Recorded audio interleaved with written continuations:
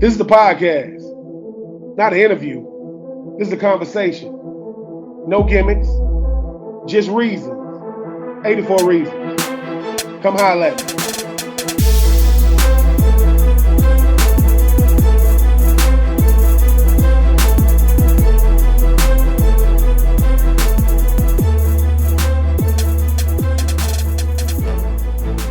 What up, my good people? I am being true. Latest installment of 84 Reasons. No games, no gimmicks, just reasons. I don't know if y'all live under a rock. And my next guest, I just appreciate him taking time. Know he going through rehab right now.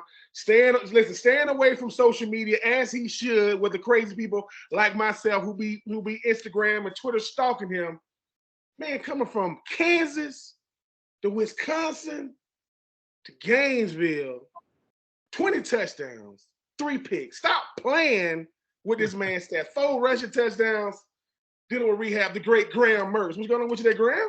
Man, thanks for having me on, man. I'm excited for this. Like you said, it's been a long journey, but I found home. So I'm blessed to be here.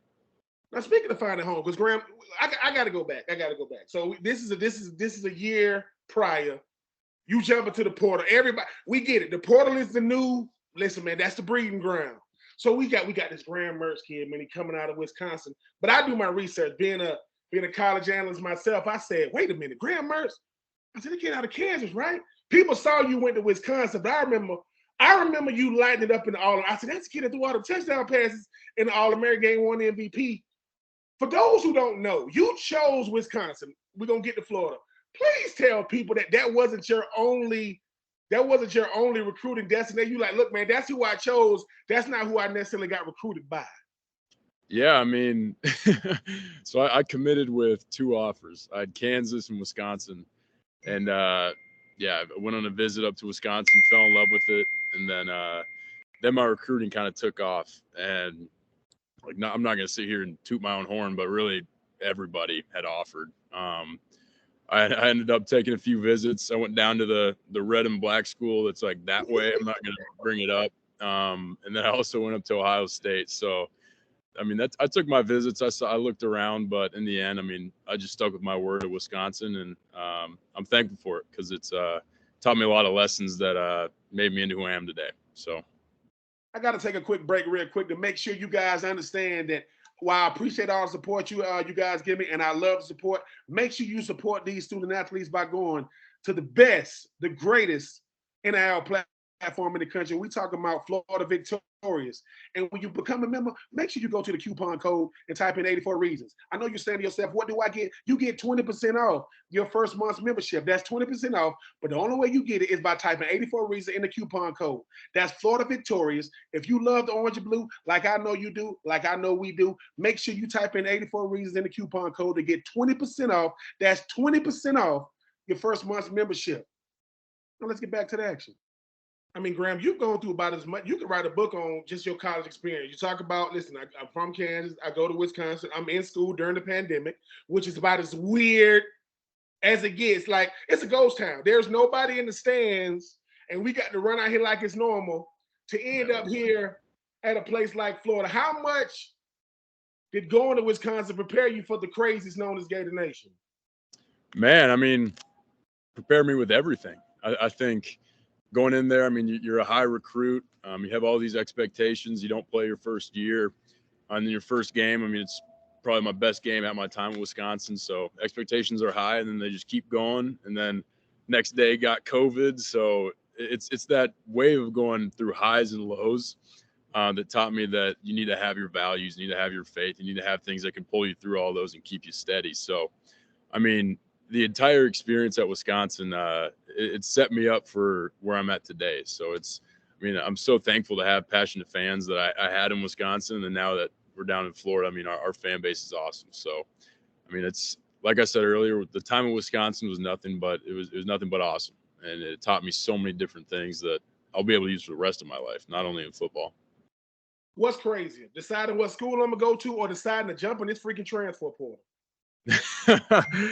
Oh my gosh. I think one thing about the portal is it's so different from even when I was in it. Like how much it evolved in a year is crazy. So, I think they're both unique, and I was getting recruited at a different time, so it's like it was a whole new experience that you had to deal with. But I mean, nowadays, I think recruiting and portal is crazy. Graham, I'm watching you evolve. This time last year, you're getting to this. Well, it's in the spring, and people saying, "All right, we got Graham on campus." Because you was already acclimated to college football. Forget the system. Like, I'm already acclimated. How much was picking up the concepts of the offense? Because when you first get to college, I'm trying to pick up what I got to do. Then they say, no, Graham, learn the concept of a play. And you're like, what the hell is a concept? That's what the play entails. How much did learning the offense coming from Wisconsin, being able to jump into an offense help you go, look, man, okay, I can see what they trying to get me to do. That way I can just go out there and play loose. Yeah, I think that's big. And I think when you've played a lot of football ahead of time, like I have, you slowly start to realize that football it's universal. I mean, everybody runs similar things. So the biggest thing is just the verbiage when you're translating from one offense to another, or even defense, like how you might recognize a defense, how you might name it. A lot of people call it different things. So for me, it was just kind of like using my foundation and in my experience, and then being able to translate it into just newness and being able to learn it quickly. So it took me like most of the winter, but after that, going to spring ball, I mean, I felt pretty comfortable with it. Speaking of the winter, Kansas has real winners. Wisconsin has a real winter, snow on the ground, then you come down here and, you get in the spring, you go, this is the spring, right? Yeah, but it's like 85, 90 degrees. Yeah. How was getting acclimated to the heat? Because people hear about the South. It's not the heat, it's the humidity. When did the heat hit you and you say, your people, your dad, Ron, cause what's going on, Graham? Dad, it's hot as hell. And I'm in the house. It is hot. And I don't mean that. How long did it take you to get acclimated to the heat? I mean, I think it was more of a shock just right off the bat, because I got on campus in January. And like 2 weeks in, I was on the golf course, and I'm like, I've never experienced this, like in the winter, being able to go out and golf. So that was where it really shocked me. And then it didn't get too hot until like the dead middle of camp, and those were the days where the humidity it was wild, man. But it took me only about a week and like 50 different electrolyte water bottles forms to try to stay hydrated. So it hit me at the start of camp, and I was like, oh my gosh, like it's going to be like this for the first half of the season. And then my body just got used to it. But it was more just the initial shock of not having 15 inches of snow on the ground and having 10 coats on. Coach Billy Napier is a guy that's very, very particular, like making sure you guys, because all your teammates, all the trainers, all the equipment, man, the person that opened up the door, the person who's making your steak. Talk about him implementing all these different programs or, different things to make sure you guys are not just great football players, but y'all know everybody, and y'all seem to have more coaches than you got players these days. I think that just goes to show how much this program wants to support the players. I mean, it's from top to bottom, and we got just amazing people that we're surrounded with every day. I mean, from, like you said, the nutritionists to the training room, to the strength staff, to the support staff. I mean, across the board, it's a great unit of people that, I mean, we're all striving for one thing. And I think the everybody coming together and wanting that is a special thing. So, I mean, it just goes to show how much he cares about his players, and he wants to surround us with the best to help us develop into not only the best version of ourselves in football, but just in life. So he's been awesome. Graham, you are a guy that this time last year, once again, I mean, everybody's like, man, are they going to let him throw it? We know you can throw it. Are they going to let him go out there and sling it? I'm watching, the Swamp. It's a Saturday night. You got the orange and blue versus this sun-kissed orange for a team in Tennessee that go, But it was like they let you. I saw you come to the sideline. I don't know what they put in your hand. I don't know what it was. I don't know if it was a golf club or bat. I don't care what it was. But you come to the sideline, and it's like the lights are like hitting you at the right time. You do your little swing. Talk about being able to like be yourself that much, because college football is it's structured. We get it. It has to be.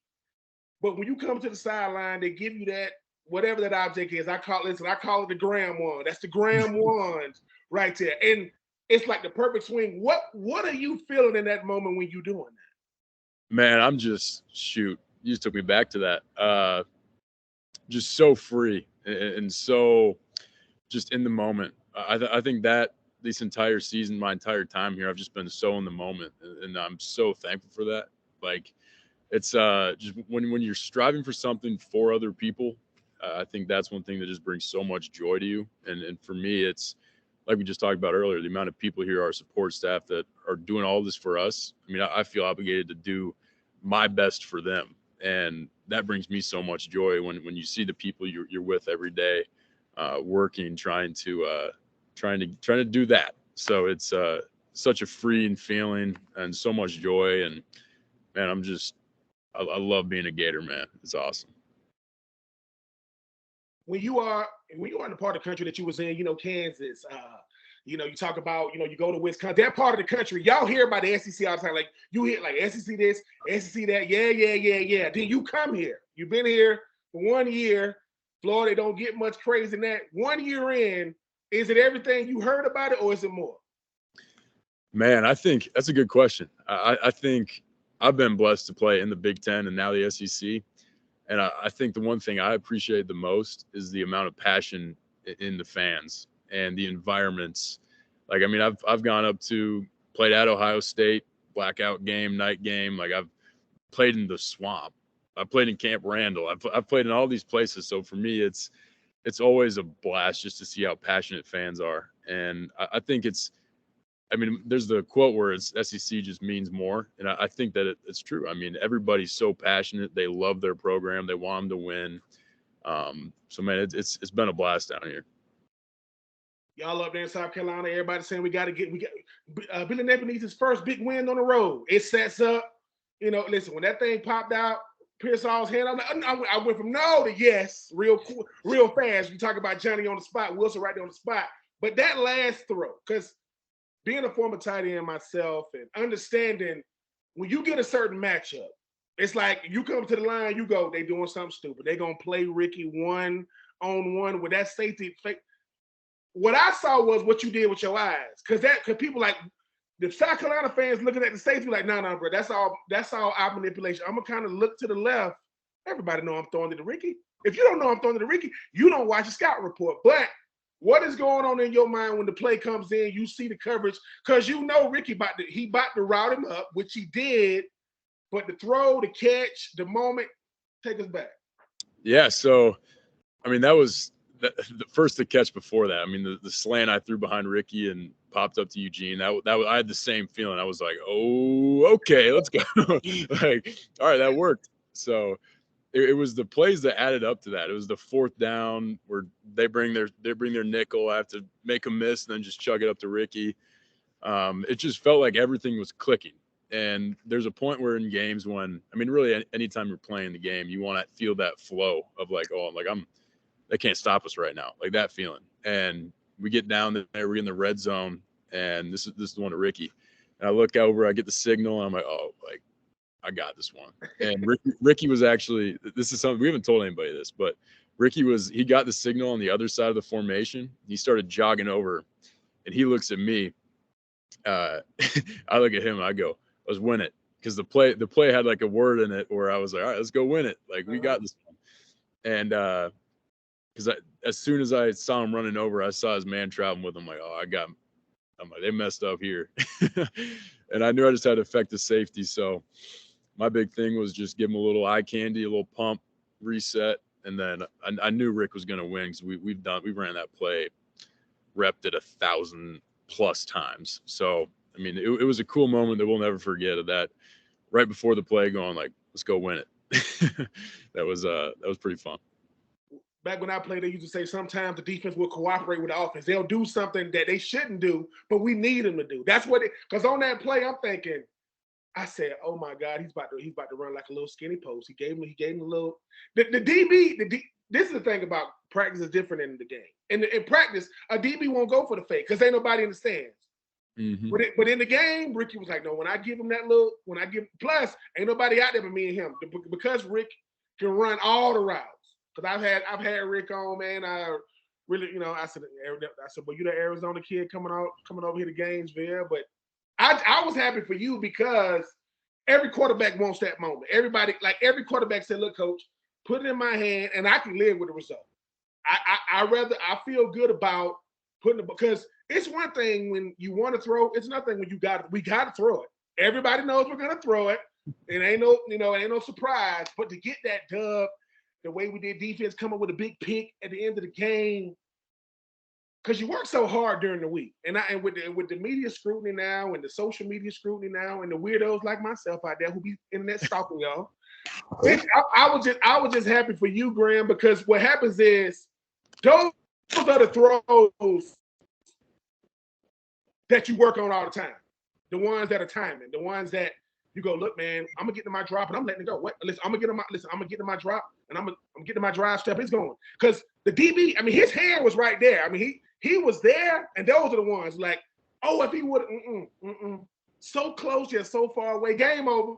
Ricky looking at, because I've played there in South Carolina, and I got to ask you, what was your favorite place? I know you love playing in the Swamp.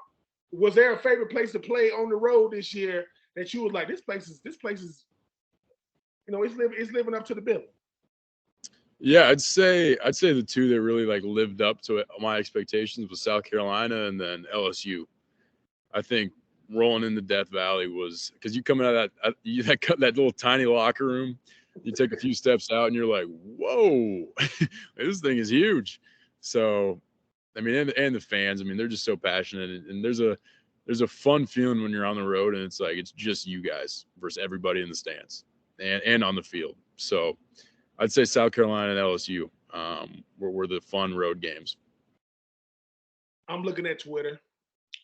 I'm doing my regular. I'm a retweeter. I'm not a regular tweeter. I will retweet all day, and then I see it. I see a video of you, and I said, so I got off. I said, nope, I'm not dealing with this. I'm not dealing with it. Then I saw it. I'm coming back now. Obviously, we're selfish on our end. We don't want, if it was up to us, we'll stand submit at you. We'll make you be here for 30 years. You ain't never leaving. We're going to keep you here forever, right? But what went into that decision? Because what happens is when you get injured and you're trying to decide what is my future going to be? Do I want to move on to the next level? What went into that decision, and what made you decide, hey man, I'm going to get this thing one more round? Yeah, I think a lot of things went into it. I think it's, I mean, on my end, and really anybody that plays this game, I mean, your goal is to go to the NFL. And it's a weird instant where you have both the options right in front of you. And you can go to the NFL or you can come back. And I think that for me, it was weighing out all the options. And there was just a gut feeling that like I didn't want to go out with the season we had.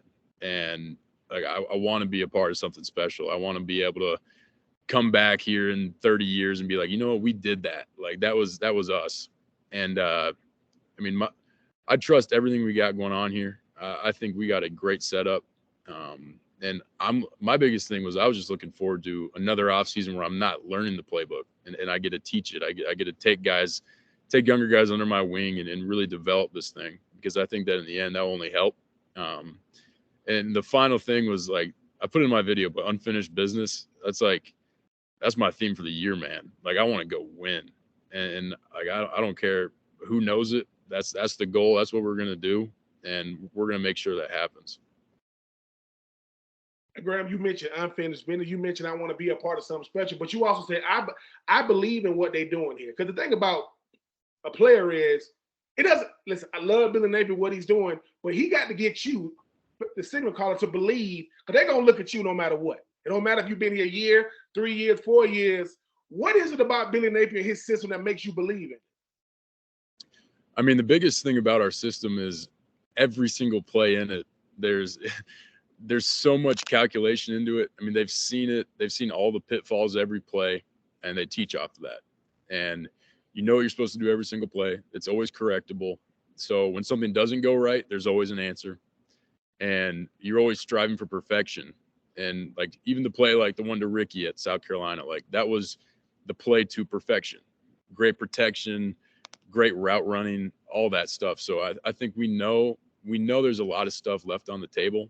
And I mean, we saw it in the film on Sunday. You go back in and you watch the plays, and we're always either like one little detail away or one little other thing that goes wrong. So for us, it's we know that we left some stuff out there and we fell short, and we hate that feeling. and we're going to do everything we can to get rid of that. And the only way to do that is by winning. Graham, you had 20 touchdowns and 3 interceptions. I don't think that stat line gets much better as far as like efficiency. But you also said, man, I want to go through a whole off season. I don't got to learn offense. I'm coming in. All right, coach, you want to run this? What you like, Ricky? How much more dangerous are you as a player when you like, man, I'm just out here reading and reacting. I'm not out here thinking. I think that's the key to the game, especially at quarterback. I mean, you do all your preparation during the week and during the off season to free you up to go play. And I think that's for really any position, but especially at quarterback. Because if I'm back there thinking before a play, then you snap the ball and you're still thinking. Like there's no time to be out there calculating and thinking. It's all reacting. And I mean, for me, it's you take all these reps, you see all these different defensive looks, and you know where your guys are going to be because you've repped it that many times. So I think the biggest thing is putting the work in ahead of time. So on the back end, you can just play free and have fun.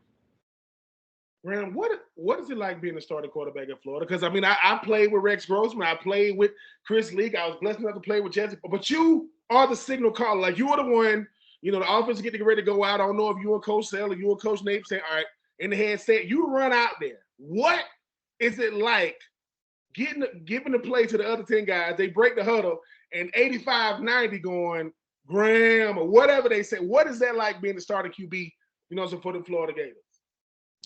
Man, it's a blessing. And I think the day I got named the starter, I said that. I said it was a blessing, and you have to treat it as such. I mean, there's so much history behind it, so many different legacies that came before me. So when you wake up every day, I mean, you're not out here just doing it for yourself. You're doing it for this program, the former players, the fans, for everybody. So for me, I mean, it's so much fun being able to go out there and represent this school, the school that I care so much about. So, I mean, it's a blessing. It's fun, and I'm living my dream. So that's exactly how I'd explain it, man. Florida victorious, Gator good. I see you in the community. Talk about that aspect, because let me just say this, people, for those who don't know, he doesn't have any free time. Hey, what are you doing, Graham? I'm doing something. I'm always doing something. I have to remember me, that I'm a person too when it comes to all this stuff. But you are Graham Mertz. You are the starting quarterback of Florida, which comes with a lot of praise, a lot of scrutiny, a lot of responsibility. I see you in the community seemingly every week. Talk about that service component, making sure that people know, look, the same people that cheer for me, hey, man, let me show y'all some appreciation as well. I think exactly what you just said. Being able to, I mean, for me, it was when I got here. Like I had already known about the history of Florida, and the fans were passionate. But for me, I wanted to get into the community and see these passionate fans, and it's been awesome. I mean, from the start, I think my first project was working on a house with Habitat for Humanity in Florida Victorious, and we're actually doing it with the woman that was going to be living there, and just hearing how passionate she was about Florida football. I mean, it's just a great reminder that, look, this is bigger than me, and I got to honor that. So, I mean, it's been a blessing to get out there and meet these fans and interact with them and be able to give back to the people of this great city. I mean, the fans, you know, we love them. You know, we are good, bad, and ugly. I'm one of them. Being a former player, listen, I speak on you guys' behalf, though. I'm never gonna be the crazy one going crazy online, because I know how hard it is to win. I know how hard it is to compete every freaking Saturday. But is there a fan experience that you've had? You mentioned it later that you was just helping her build her own house. Have you had a fan experience that really helped Graham Mertz know, hey, man, this thing, I know what this is, but this person helped me realize what it really is? I'd say the one I just talked about. And then it was early. I think it was January, February. And just hearing the way she talked about Florida football, and I was like, all right, like this is the real deal, man. And then there's always just little reminders, whether it's just walking down the street and someone says, hey, can we take a picture? I'm like, for sure. But let me talk to you for a little bit. Like, I want to hear why you're so passionate. So for me, it's being able to not only have those connections, but ask questions about like what does this mean to you? And get a little bit deeper than just taking a picture or signing something. So for me, it's been a blessing just to get to know the people around here and truly find out why they're so passionate. Graham, you mentioned when you first got here last year, you said, "Man, it's the wintertime. I'm out here. It's January, February. I'm out here on the golf course." So what is when Graham Mertz gets away from football? And look, I'm gonna take a day off. Okay, I'm not gonna look at no film. I'm not gonna get no cold tub. What is Graham Mertz doing if he does say, I'm gonna take 48 hours and I'm gonna not think about Florida football? What are you doing? Wow. I don't think I don't think I've had a 48-hour span where I haven't thought about Florida football. I'd say the biggest thing is just if my family would be around, I'd spend time with my family, and if I wasn't with them, I'd be playing golf. I mean, I love playing golf, and but yeah, man, couldn't tell you last time I really haven't had a full day off, because normally I'm just taking care of my body, trying to get it right. But yeah, I'd probably be playing golf. Back in my playing days, I got to college in 2000. You were born in 2000. Good Lord. But anyway, but I had teammates named Gus Scott and Keywan Ratliff, and before every game they would come together. Keywan, defensive player of the year our last year. Gus Scott, big time safety. They would do this dance called the squirrel. You just research, you'll see. I'm showing my age when I'm telling you what the dance is. But I noticed that you and Ricky, y'all be vibing on the field a little bit. Like, yeah, talk about. But let me tell you what I appreciate about that you don't get and Ricky don't get. Most people will never ever do what we've done. They gonna root for Florida. They're not gonna get out there, not because they're not good enough. It's a numbers game. The swag is something that I say swag is in you. It ain't on you. You can't teach it. Where did that come from? Because when I see y'all two, I said, listen, number one, you can't cover Ricky. Ricky, like, bro, you can't cover me. But he works hard. I've seen how you work when y'all dancing on the field, man. How much fun is that? Because you put in so much work, your body goes through so much. When y'all before the game, y'all don't get a chance to look. I guarantee you, there are two kids in the stands or at home saying, listen, I'm Graham this week, you Ricky this week. We got to get this dance down. It's a bunch of kids. Listen, 20 years from now, it's going to be a bunch of kids coming out of Florida named Ricky, a bunch of kids coming out of Florida named Graham. It's going to happen. But when y'all dancing before the game, man, talk about just that level of camaraderie from y'all two because, hey, man, I'm watching it. I ain't got no swag like that. I said, I can't dance like that. I said, but them boys out there, I said, wait a minute, Arizona? I said, I'm supposed to dance like that. I'm supposed to dance like that. I said, coming from Kansas, no, we got swag. Don't let the geographical location fool you. We nice.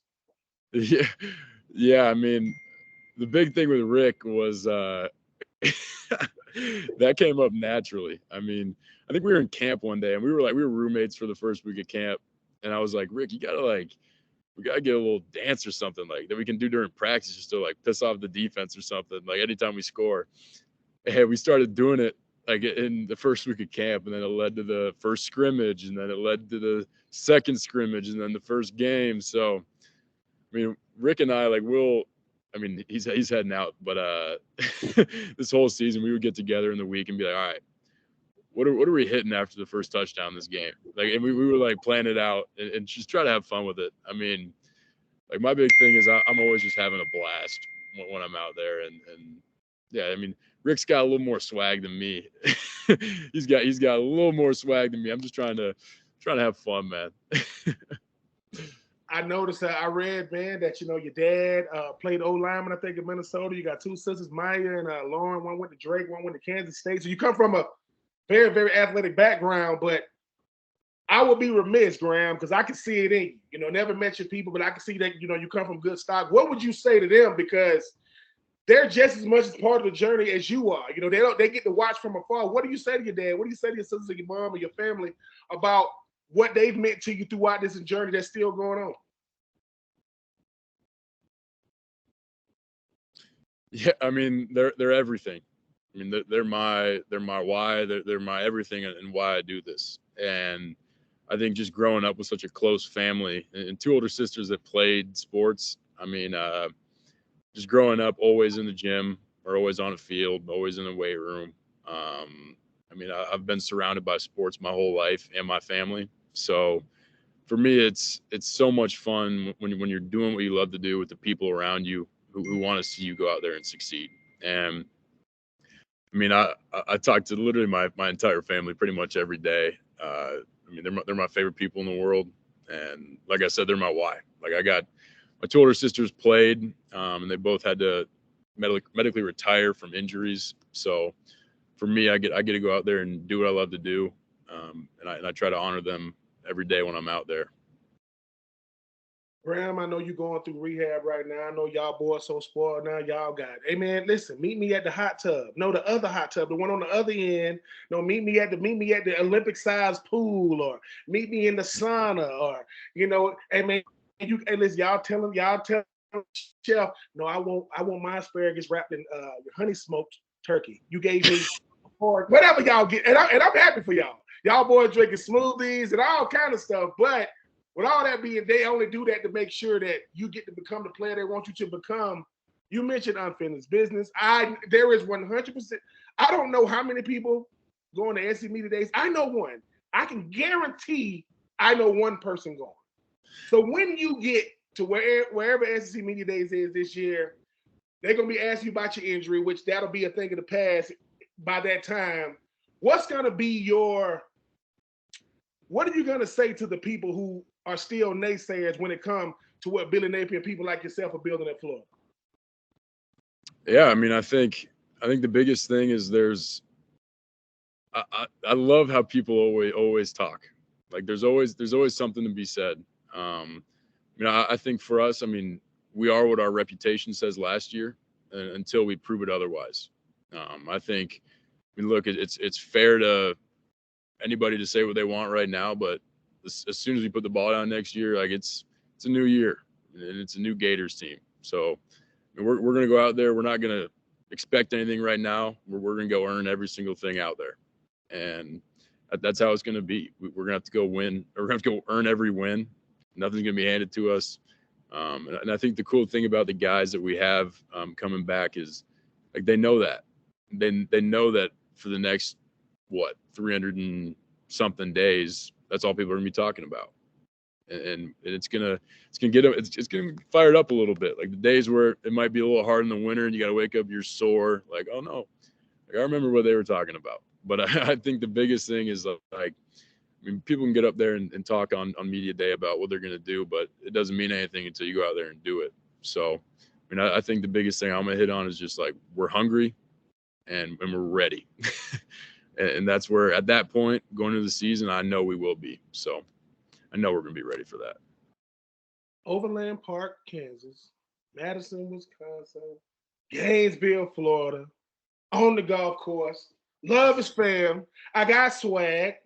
He got it's called the Graham one. That's what we're going to call it. It's the Graham one. They give him on the sideline. He said, wait a minute, unfinished business. We hungry and we ready. Let's let naysayers naysay. Let the talkers talk.